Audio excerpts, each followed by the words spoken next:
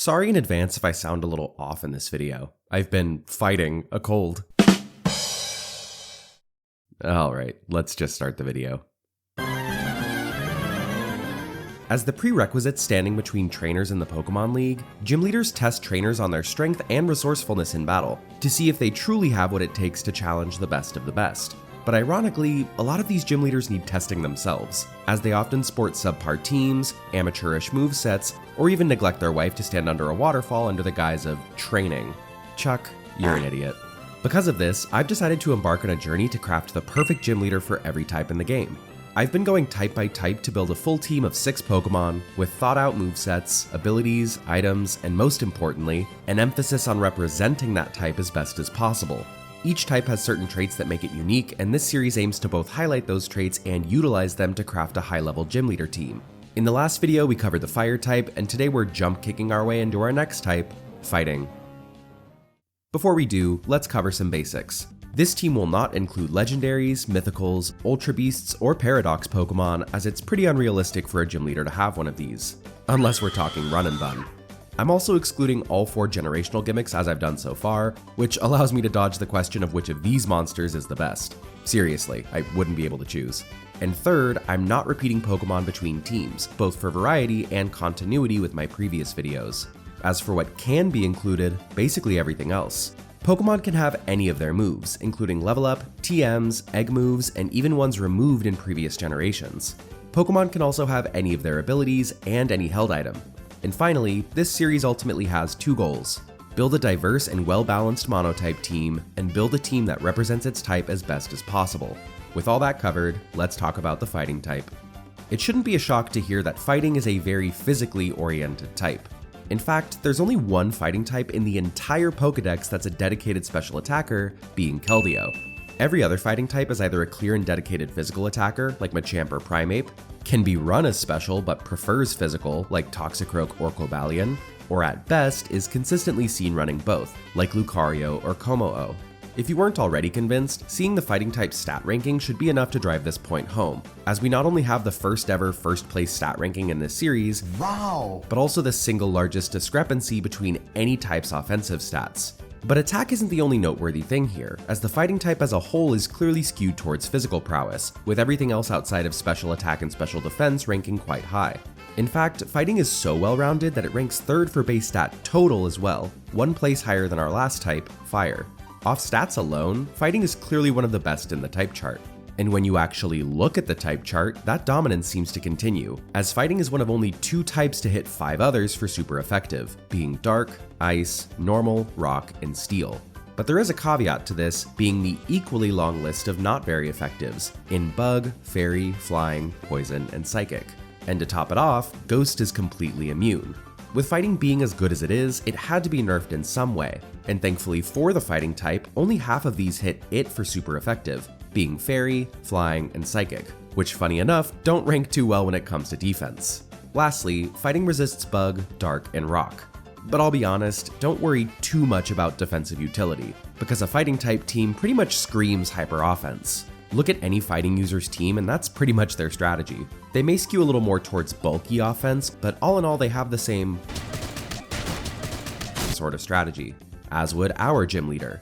And yeah, I'll be real with you, I think our gym leader would just be Airy. We stan a 6'5" strong but sensitive queen on this channel. So subscribe, otherwise you're sending a message that you hate Airy. So rude. Let's get rolling and kick things off with our first team member, the free climb Pokemon, Sneezler. First and foremost, did you guys know Sneezler is only 4 feet tall? I know that has nothing to do with the team itself, but it's weird to think that Sneezler is shorter than Ledian. When it comes to representing the fighting type, Sneezler is a fantastic first team member. It has an incredible base 130 attack as well as 120 in speed, making it the fastest fighting type we could put on this team. Plus, its typing helps us deal with one of this team's biggest threats, Fairy. These couple factors were a big reason why I didn't put Sneezler on the poison team. It would have been great, especially since it could obliterate steel types, but its strengths fall more in line with a fighting type team. The big question is, how do we best utilize its strengths? Strengths is such a hard word to say, why do I script that?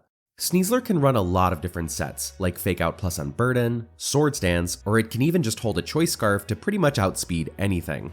But since it already outspeeds most things, I decided to give it a choice band so it can hit as hard as possible.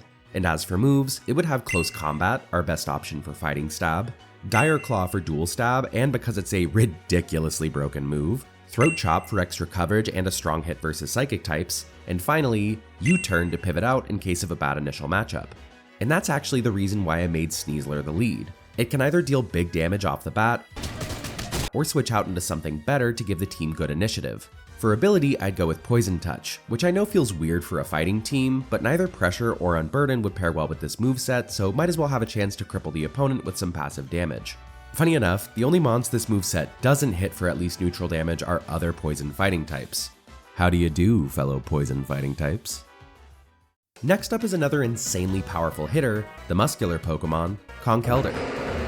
Just like how Sneezler was the fastest fighting type we could have, Conkeldurr is the most powerful fighting type we can have, with only Mega Evolutions sporting a higher attack stat.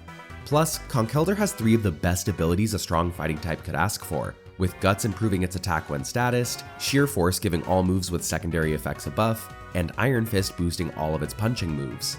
All 3 are great options, but in terms of getting the most bang for our buck, a Guts set gives us the same 50% boost as Sneezler's Choice Band. And it means we have a team member that would want to get hit by Will-O-Wisp, which would normally severely hinder a team of physical attackers.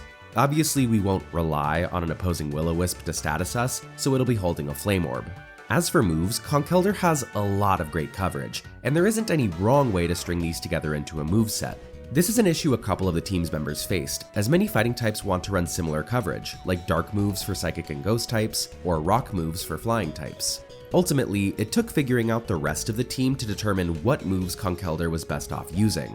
The first of those ended up being Drain Punch. While Close Combat would hit a lot harder, Conkeldurr is a scarier mon to go up against when it's staying healthy as opposed to lowering its own defenses. Second would be Earthquake. Not many of our team members get ground coverage, and it's just a strong and reliable attack for Conk to use. Third would be Ice Punch, which lets us hit flying types and gives us a super effective move for ground types, which between Sneezler and some future team members will prove to be a bit of a threat. Lastly, while Poison Jab could hit fairies or Knockoff could hit psychic types, I think Mach Punch is the best final move. Obviously Conkeldurr is pretty damn slow, so having a priority move, especially a Guts boosted one, never hurts. Plus, this will end up being the team's only priority move, which was another reason for choosing it over some additional coverage. Again, Conkeldurr can run a lot of different moves, but as we go forward, you'll start to see why I left some of the common choices off its moveset. That said, maybe you don't think Conk should be on this team, as we could have gone with this honorable mention, the original Conkeldurr, Machamp. These two fighting lines share the exact same base stat total, with Machamp having a little less physical prowess but higher special defense and speed. Being more well-rounded doesn't really help Machamp in the long run, which is one of the several reasons why Conkeldurr is a better Guts user for this team than Machamp would be. But Machamp can do one thing Conkeldurr can't, and that's run the incredible ability No Guard, which makes all moves used by and against Machamp always hit. This allows it to run moves like Dynamic Punch, which is guaranteed to confuse, and Stone Edge for a strong hit against flying types. There aren't any other great options to pair with No Guard, but by simply slapping Earthquake and Ice Punch on the moveset, you're hitting over 75% of Pokemon for super effective damage. It's a great option for a fighting team, which is part of the reason almost every fighting specialist runs one in at least one of their teams. But at the end of the day, between Guts absorbing status, having stab priority, and the ability to keep itself healthy with Drain Punch, I think Guts Conkeldurr is just a touch better for this team. Now that we have two heavy hitters, it's time to add a little bulky offense to the team with the hoodlum Pokemon, Scrafty. While nowhere near as powerful as our previous two team members, Scrafty's solid bulk allows it to run a couple of sets our previous mons couldn't. Plus, its dark typing comes in handy for psychic types, albeit at the cost of a quad fairy weakness. Quick sidebar, one of my favorite parts of building these teams has been seeing what supporting types a team needs and which ones it doesn't. For example, a fighting team benefits from the dark type by covering psychic, but a dark team really doesn't gain much from having a fighting type. It's these kind of complex details that have made this series so much fun to put together. When it comes to abilities, Scrafty has three great options in Shed Skin, Moxie, and Intimidate. While Intimidate would provide us with some extra bulk, and Moxie would be great for sweeping, our Scrafty is best off using Shed Skin. By this point, a few of you can see where I'm going, and that's running the combo of Bulk Up to boost our attack and defense, and Rest to bring us back to full health. This set allows Scrafty to become a bulky setup sweeper, both providing powerful offense and valuable defensive utility. You know, unless we're talking about a special fairy move. As for attacks, it would simply need Drain Punch, yet another way to keep itself healthy, and Crunch for dual stab. Knockoff is a fine option too, but Crunch is more consistent, so all that's left is leftovers for an item, and we're set. Move set? Oh god, that was terrible even for me. I wanted a team member that can showcase fighting's overall physical prowess, not just its attack, and Scrafty does that perfectly. Again, outside of a special fairy move. As we've already established, fighting is a very physical type. But one of my big goals in these videos is to create a balanced team, which is a big reason why our next team member is the Aura Pokemon, Lucario. Now, despite that comment, Lucario is very much a mixed attacker. Its special attack is a touch higher, but because of its incredible move list, one that makes it very clear Game Freak has favoritism, it can really be anything it wants. Seriously, I'd be here for a while trying to go over all of its options. But as I alluded to, we'll be using a special attacking Lucario to give our team some variety. After all, it does have the highest special attack of any fighting type this team could have. I know I've made that comment for both Sneezler's speed and Conkeldurr's attack, but it goes to show that the best fighting types don't half-ass anything. As for how to best use a special Lucario, we'll start with the setup move, Nasty Plot, which raises special attack by 2 stages. Pair that with Aura Sphere, because why in the hell would I want Focus Blast? Flash Cannon for dual stab and another answer to fairy types, and finally, Dark Pulse, which along with our other 2 moves allows us to hit everything for neutral or super effective damage. The last move could be swapped out, as Shadow Ball, Dragon Pulse, or even Vacuum Wave would suffice, but Dark Pulse is ultimately the best pick. As for an ability, Steadfast is the only one a special Lucario really cares for, and for an item, the Life Orb gives our attacks the extra oomph that Lucario needs to be on par with our other hard hitters. Regardless of your personal feelings towards one of the most popular Pokemon of all time, it's definitely a good fit for the fighting team. Even if you went physical with it, you'd have plenty of great options for movesets. Plus, its secondary steel typing means it isn't weak to anything fighting is normally weak to. Lucario may be a little overhyped, but I think we can all agree that it deserves a lot of the hype that it does get. This second to last mon was one I debated on for quite some time. Between Sneezler's fast banded set, Conkeldurr's wall breaking potential, and having both bulky offensive setup and somewhat speedy special setup, this team is pretty set in terms of offensive options. So instead of doubling up on one of those strategies, our next team member still drives home the point of offense, but with a touch of defensive utility this team really appreciates. And that's the strong arm Pokemon, Bewear. When it comes to stats, at first glance, Bewear doesn't seem too different from Conkeldurr. Good physical prowess, underwhelming special stats, and a fairly poor speed stat. But looking past that, you'll see that Bewear can provide this team with some much needed bulk. It first does this with its ability Fluffy, which makes it take half damage from contact moves at the cost of being weak to fire. It can then boost its special defense with the item Assault Vest. With these 2 factors in tandem, I see Bewear as this strong, sumo-esque team member, along with the likes of characters such as Choji, Taro Sakamoto, or Fat Gum. Sorry if you don't watch anime, but if you do, you know this makes perfect sense. Also, I just realized all 3 of these characters have slimmed down forms, so I don't know, maybe Bewear can do the same thing. With an Assault Vest in hand, or on body, we're obviously going to have a bunch of attacks. And those would be Close Combat, although Drain Punch would be good for the same reasoning as Conkeldurr, Return for dual stab, Darkest Lariat to hit ghost types, and Earthquake for some extra coverage. This set has some flexibility, especially since Bewear has so many great coverage moves, but at the end of the day, its defensive bulk from Fluffy and the Assault Vest is what earned it a spot on the team. Consider this bulky bear the oh shit button if something gets out of control, because odds are it'll live an attack better than anything else on the team. That said, it is another slow team member, and fighting types are known for their speed as well, so you could swap it out for this honorable mention, the spinning Pokemon, Hisuian Lilligant. I'll get straight to the point, this mon's main claim to fame is its signature move, Victory Dance, which is basically just physical quiver dance. Pair that with either Close Combat or the high-risk option of Axe Kick to potentially inflict confusion, Leaf Blade for Grass Stab, and Triple Axle for coverage against flying types, and you'd have another amazing setup option for the team. But that said, its stats really aren't anything that impressive, its typing doesn't do anything to help the team, and we already have a couple of solid setup options. Victory Dance is still no joke, and I don't want to downplay how scary it is, but I ultimately think this team benefits more from Bewear than it does Hisuian Lilligant. Also, it would probably prefer Hustle over its other abilities, and I f***ing hate Hustle.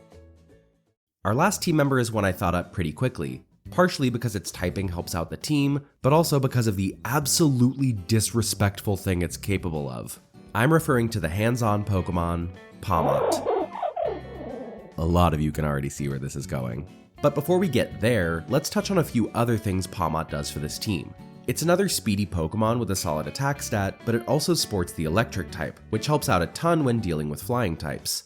Plus, its hidden ability Iron Fist is great for powering up some of its attacks, those being Thunder Punch, our most consistent electric stab, Ice Punch, giving us coverage for ground types, which half of our team is now weak to, and Close Combat, which doesn't get the Iron Fist boost, but oh well, can't win them all.